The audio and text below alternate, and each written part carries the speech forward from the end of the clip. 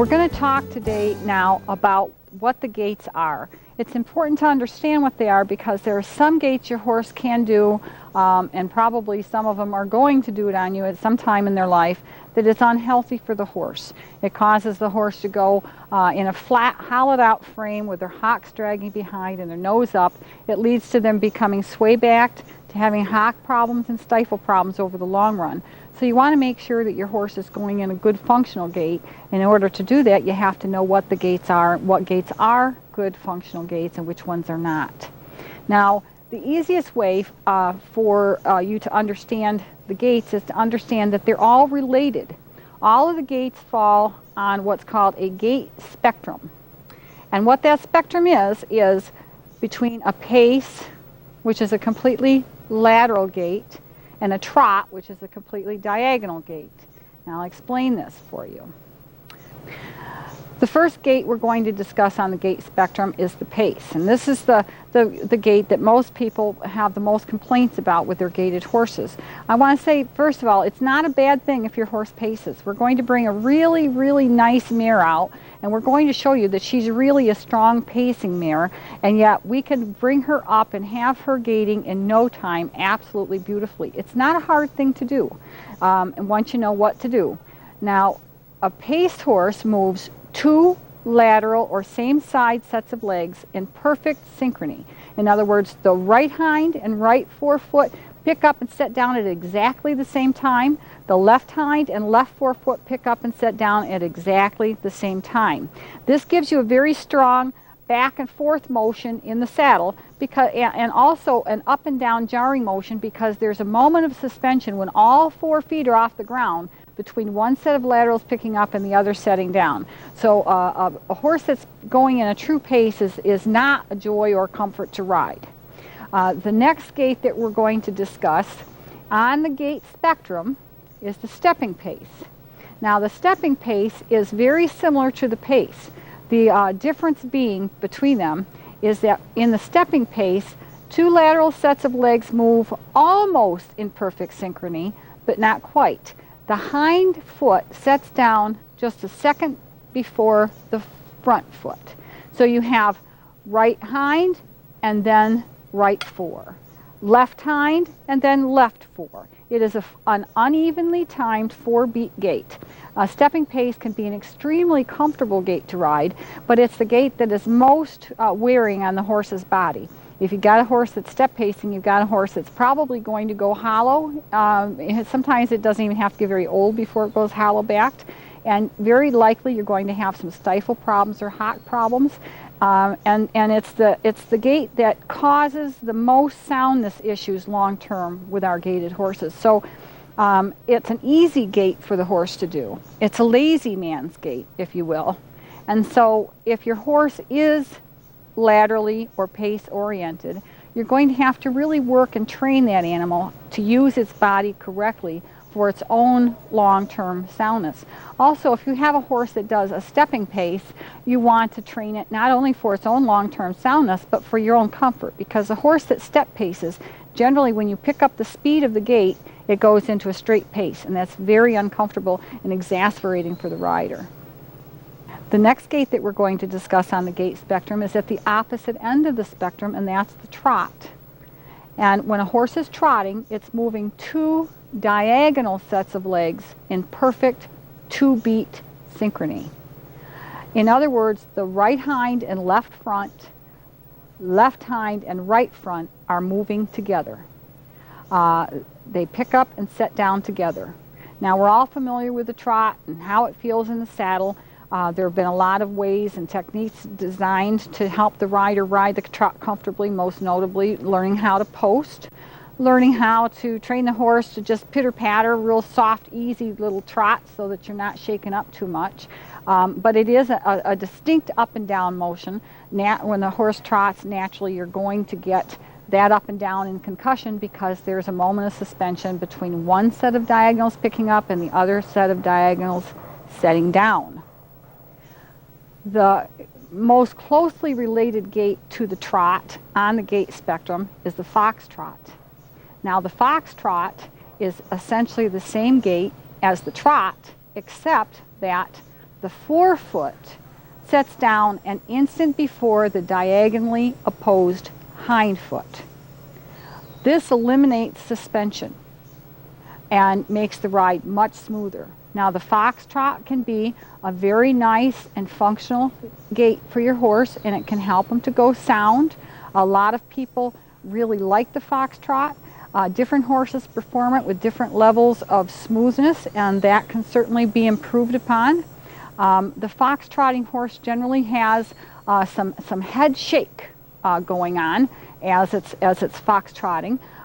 Trainers of gaited horses have traditionally used a lot of different methods to get an unnatural head shake, and we don't consider that desirable. We think the horse's head ought to do what the horse's head needs to do in order for the horse to balance itself correctly and perform its gait in good form.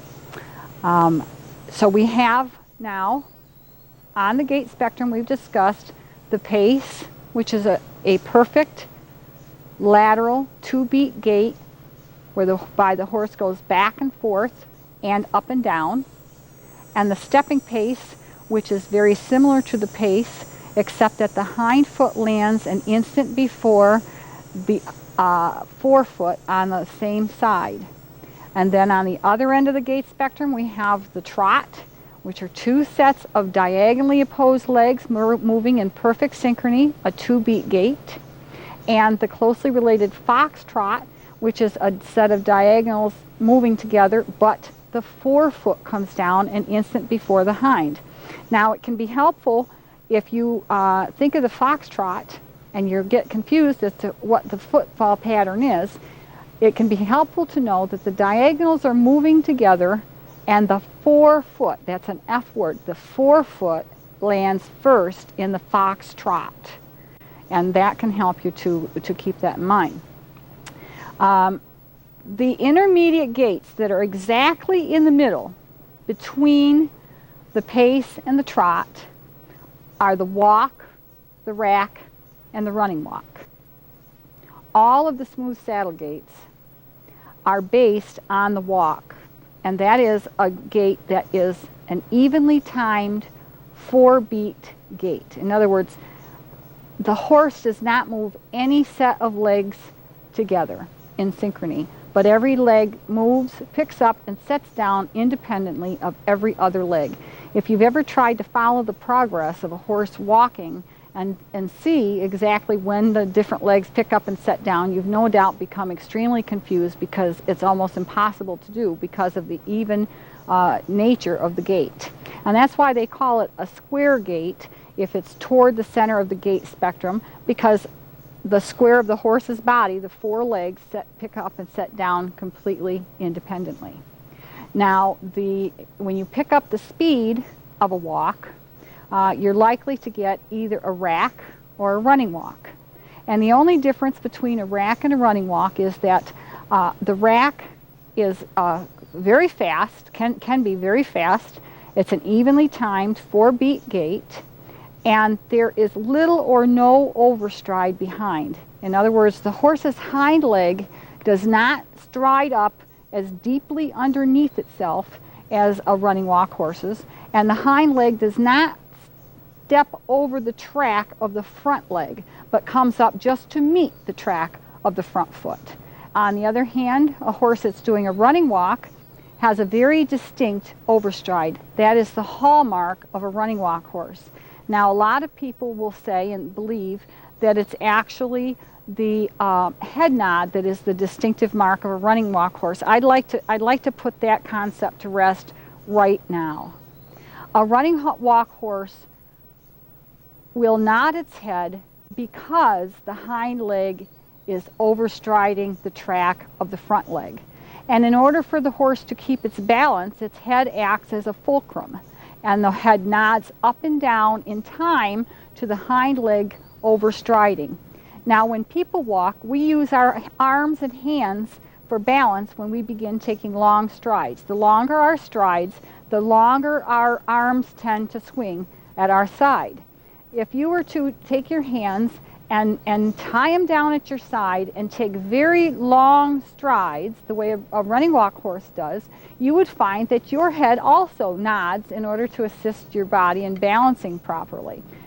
So the head nod is a function of balance for the running walk horse. I would like to say, though, that you can have a running walk horse with a very long overstride that has very little head nod. You can have a running walk horse with only a moderate overstride that has a lot of head nod. It depends on a lot of other variables as to whether or not that horse needs to nod its head vigorously to keep its balance while it's performing its gait. And what that depends upon, aside from the length of the horse's stride, is the length of the horse's neck, the length of the horse's back, and the horse's center of gravity.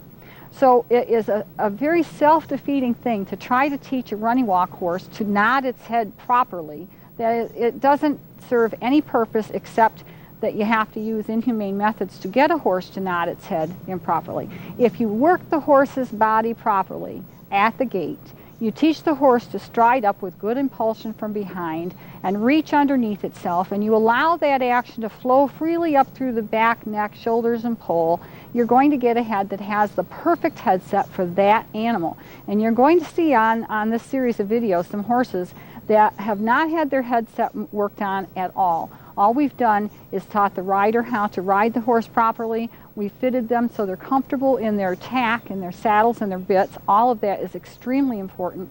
And as a result of just those few things, the horse is moving more beautifully than probably 95% of the horses you see out there being ridden today. And we're really pleased that we're able to do this and help people understand that it's not a hard thing. So I'm going to recap the gait spectrum for you. We have the pace, which is a perfectly timed 2-beat lateral gait. We have the stepping pace, which is an unevenly timed 4-beat lateral gait, whereby the hind leg sets down an instant before the floor. On the other end, we have the trot, which is a perfectly timed 2-beat gait with diagonal legs moving together. And we have the foxtrot, which is an unevenly timed 4-beat gait with diagonals moving together, except that the forefoot strikes the ground an instant before the diagonally opposed hind foot. And right in the middle of the gait spectrum, we have the walk, which the French used to call the mother of all gaits, and for good reason, and that's because the walk is really the mother of all gaits. If you develop your horse's walk, we talk about working the walk, and that's because if you work that walk and your horse has the ability to be gaited, he will be gaiting before you know it. And then we have the rack, which is a perfectly timed 4-beat gait with little or no overstride, every leg picking up and setting down independently of one another. And then we have the running walk, which is also an evenly timed 4-beat gait with every leg working independently of one another, but the hind foot overstriding the track of the forefoot from anywhere from 4 to 9 or 10 inches.